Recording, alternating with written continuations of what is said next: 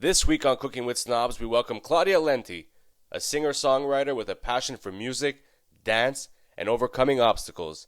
Join us now for this in-depth talk.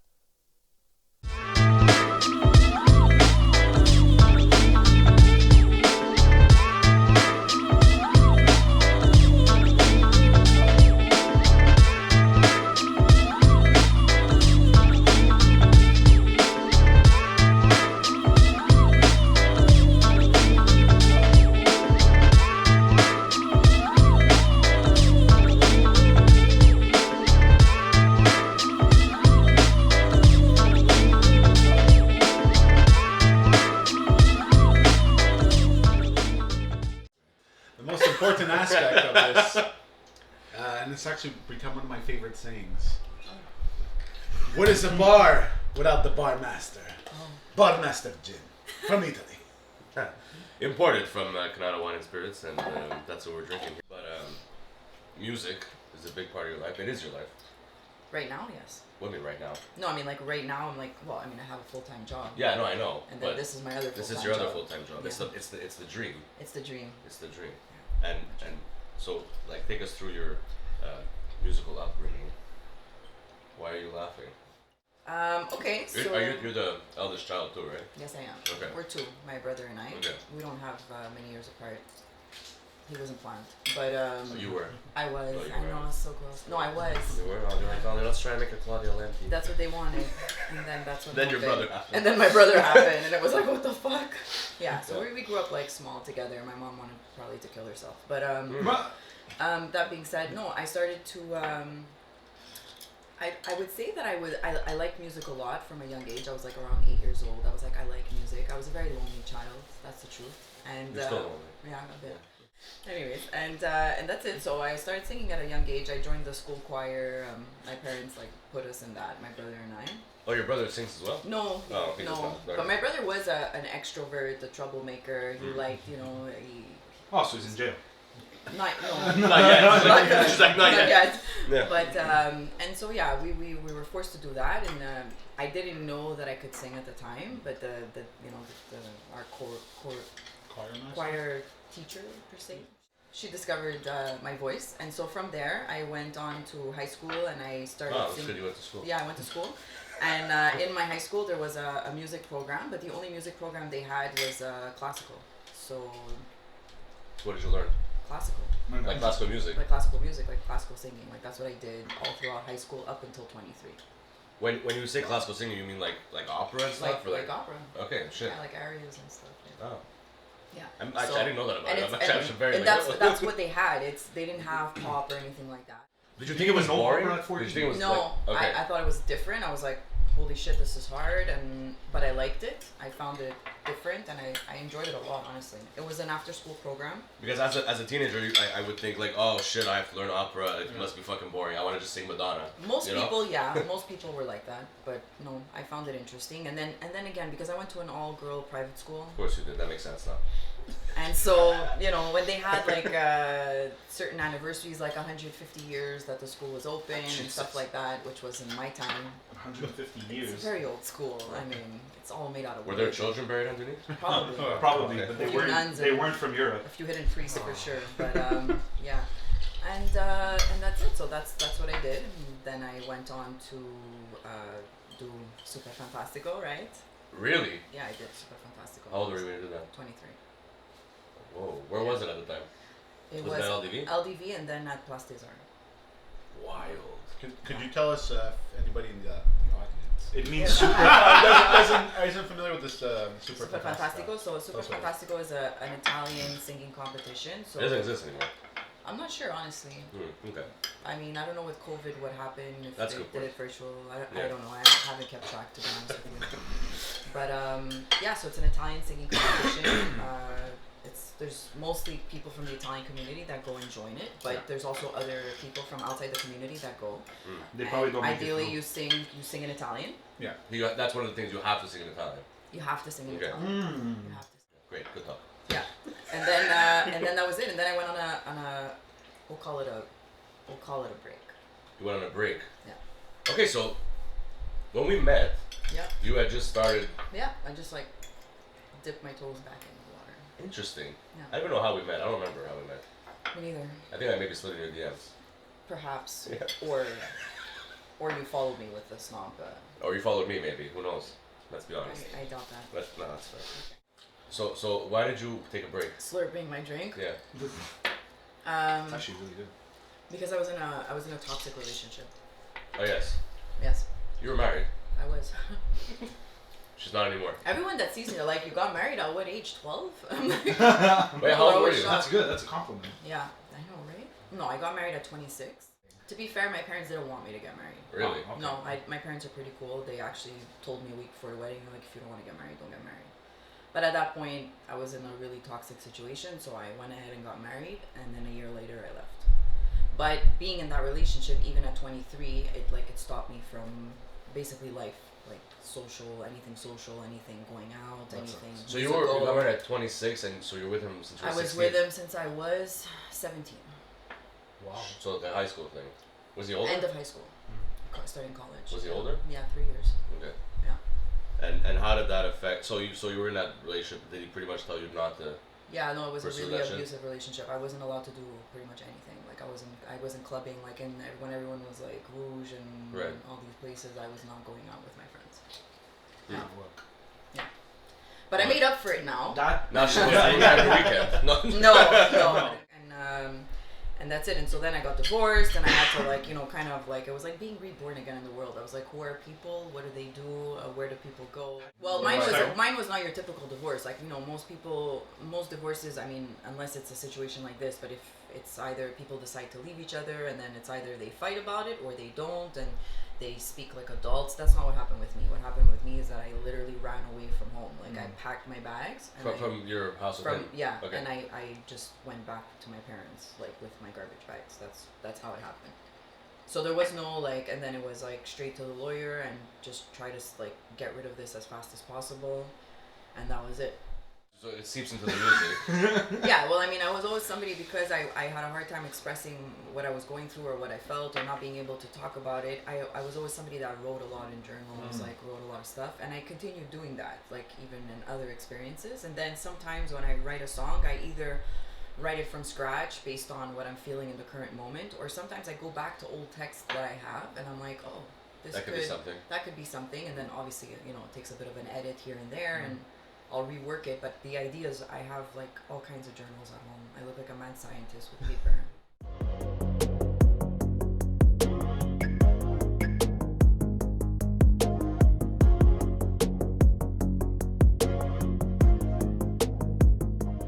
The thing about when I journal, it's not even a journal. When I express something on paper, I'm a bit of Mama brav. no, yeah, sort of, because when I write, I become a bit poetic, but I think I also do it in a way that it's not black and white as to what I'm talking about.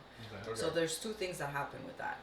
Sometimes it just sounds very poetic and whatever, and then there's times where I go back to it and I read it and I'm like, what the fuck happened on that day? Oh my god. Who am I talking about? And I have no idea, because I write it in such an intricate way that it's not obvious. I don't write anything in an obvious form. So What music did you grow up listening to?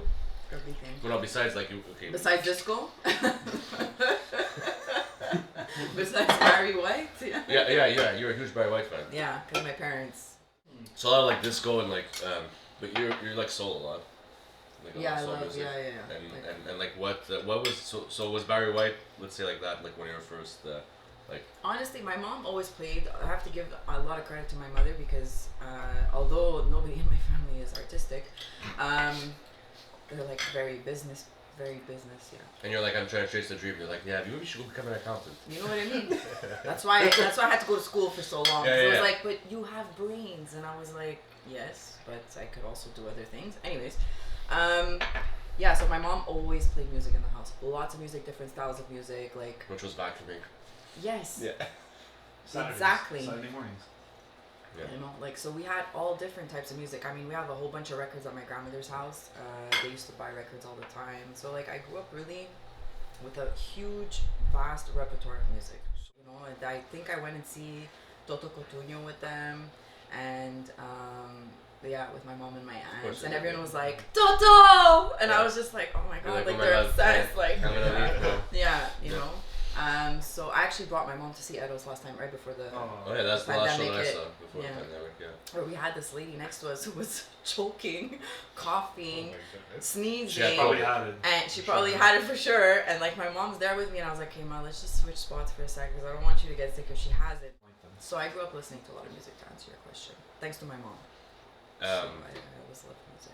And a lot of dancing too. A lot of dancing. That's what I was gonna get at. So like, when I first met you or like started speaking to you, I thought you were like Spanish because you have such like, what's the whole Latin influence? Okay, like, so I always liked to dance, and when I got divorced, I needed something different, and I was like, I need to go out, and I learned very quickly that all my friends were over the going out phase because they had already like done it a lot. And so I decided to go and learn how to dance Latin dancing, so salsa, bachata. Reggaeton or salsa, merengue. I like the way you said it. Reggaeton. Well, Reggaeton. we listened to Barrio Fino that many Yeah, times. yeah. It's a great album. I'm sorry. So yeah, so you went to dance. It really So I is. went into dance and I started social dancing. So I did that for the last right up until the pandemic hit. What's social dancing? So yeah, because it's a whole other world that exists out there. So basically, there's a lot of people that dance salsa and bachata and other types of dance, kizomba and other stuff that exists. Yeah. And they have what we call dance socials. Basically, they're dance studios that at night it's like dance parties. Yeah. Okay. Okay, but they have one like every night of the week. I feel like it's like underground. It sort of is when you're coming from our world. It looks very underground, and then once you really immerse into it, you realize that We're so used to just watching Netflix. Right, like you realize like this is like a whole other world that exists that nobody knows about. But in this world, this is everything for these people. Like they can't stop dancing. Dancing is their life. Like they get depressed if they don't dance, and That'll make a great show. Just it's really a cool environment. There's a lot of things that go down in that community. Oh yeah. But, so that's and also I was always like I speak Spanish as well. I'm not 100% fluent, but I can carry on a conversation pretty well and write pretty well. But that's also because of the way I was brought up. Like when I was young, my grandparents had a condo in Venezuela because a lot of Italians were in Venezuela back then. My grandmother's cousin came there from there. Wow. Yeah, Shabbat a lot of shalom. Italians there. Yeah, so my dad's family, we were all going to Venezuela every year. So I grew up from a very young age, like surrounded with the Spanish language. And then when there was a revolution and they lost all the apartments that they had, and then basically They just war literally broke out. took everything? Yeah, like you lost whatever you had. Like you didn't even want to go back. It was dangerous. There was rebels in the streets. They were shooting down like even people we know that live there that are Italian that actually lived there, had their like home invasions. There was a lot of stuff like that. Yeah, cool that we're talking about love triangles because that's kind of what Glow is about. So That's your new single. yeah, that's my new single. How did that come about? So that is Love Triangle. it's a love triangle. Yeah, so it's basically a story that I wrote based on a lot of things that I know. Okay. Keep it on that. Good night, everyone. We're gonna stop it there. We're gonna stop it there, and we're gonna stop it there. And so basically, it's a song about a love triangle, about somebody giving an ultimatum to somebody else who's with somebody else, but that this person is also. But the new song "Glow" is it based on something you know, or is it just something that just came to you? Like, is it a true story? Like, It's a true story. Okay. It's a true story. Interesting. Not. Okay. Yeah. It's a true story. So what's the fucking story now? Like, is an album coming? Like, what's the situation? What's the story? So no, for now, I'm releasing singles, and I'm basically writing and as I feel. Okay. And What's your creative process? Like, you said you have like journals and stuff, but like, do you have moments where? There's moments that I don't. It's not about the journals. There's moments that it's about what I'm vibing, what I'm feeling. Okay. Like now I'm working on another one that's almost finished. Okay. Oh, another single. Yeah, it's almost finished. You're on fire. I'm on fire. Okay. And it's this one's really cool because it happened very. I would say not that the other ones weren't organic, but they took a bit long. This was like very spur of the moment with my producer. We were just like in the studio, and I was like, let's try this, and he tries it, and everything was just working out so perfectly. Like we're building on that momentum. Fluids were there. Yeah, for both, and it was like we're just vibing. Yeah, the creative fluids. So singles are like coming and it's exciting. It's very exciting. And when's the tour? Sure. No, stop. Come on. Come on. What do you mean stop? Stop. I don't know. What? I'm just going with the flow. Would you like if you had to do a show? Yeah. Do you have musicians that you would work with? I have people that I can resources. Yeah. Okay, not like Resources. Did you know resources. what I said there? Yeah, Resources. yeah, resources. Okay, put this away. It sounds. It Oh sounds my God. What's your favorite cover to sing? Don't give me that face. No, it's a good one. No, because I'm very difficult at picking songs. Like I like too many things. Give me a song. A song for you from Donny Hathaway. Whoa. Whoa. Whoa. I love that song. Whoa. I love that song. Whoa. I really love that. I don't song. know anyone what that else. is, and I've never heard that song. I don't- I'm sorry. I just want to put that out there. I'm an old soul. I don't know Like, I don't anyone think else. anybody that from our generation is gonna listen to us right now and understand what I just said. No, because I Yeah. literally I'm gonna take this back now. I speak about Donny Hathaway all the time because the dude was a genius It's a really fucked up story. and he died. Am I the only person, the only body? The only body. And then all them. Anyways, but that's a good. Yeah. Like yeah, I I like forget that that you're an song. old soul. Yeah. Stop it. Wait a moment. Anyways, Should have some more bar masks. Shut up. More master. Enhances every moment. yeah. Okay, so music's on the way, Music's on the way. and more music, and what's like okay, so the music thing if it blows up, right? When it blows up, where would you want to live? Oh, not LA. I wouldn't want It's to done. live. Oh, LA's overdone. Man. I don't It's care. I like, said we're gonna wherever, go to Texas. let's go to Texas. Like I can. We can I was leave. born in the snow. We can leave, but at the same time, why would you leave the city? It's amazing. You're right. Maybe I would leave. There's traffic all the time. But I would buy like a vacation home. Yeah, we would just go to like Wright and stuff, you know.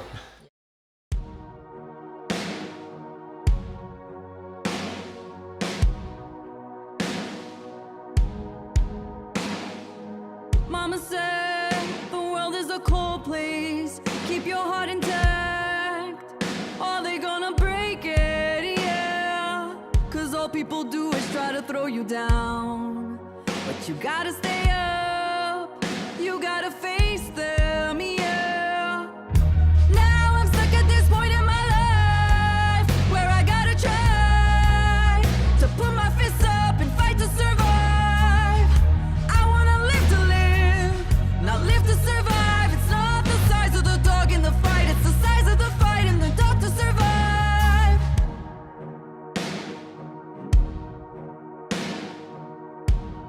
My heart's still beating, hear it beat, hear it speak. It ain't weak, yeah. Cause I gotta try and not just get by. I can't leave this earth without risking it all. So here is my heart on the line. Now I'm stuck at this point in my life where I gotta try to put my fists up and fight to survive. I wanna live to live, not live to survive. It's not the size of the dog in the fight, it's the size of the fight and the dog to survive.